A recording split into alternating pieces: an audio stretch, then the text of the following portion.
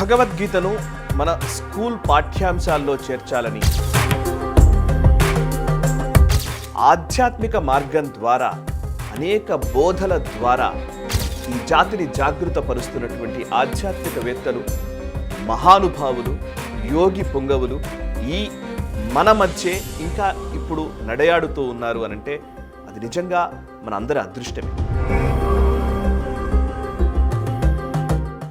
అమెరికాలోని షికాగో నగరంలో now arena అనే ఒక వేదిక పైన సుమారు 10,000 మంది చిన్నారులు ఒకేసారి ఏకకంఠంతో భగవద్గీత పారాయణం చేశారు.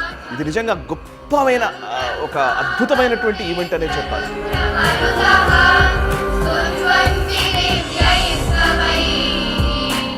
విదేశీ గడ్డపైన ఇంత అద్భుతమైనటువంటి ఆధ్యాత్మిక వేడుక జరిగింది అనంటే నిజంగా ఇది గొప్ప విషయం, మనందరం గర్వపడాల్సిన విషయం.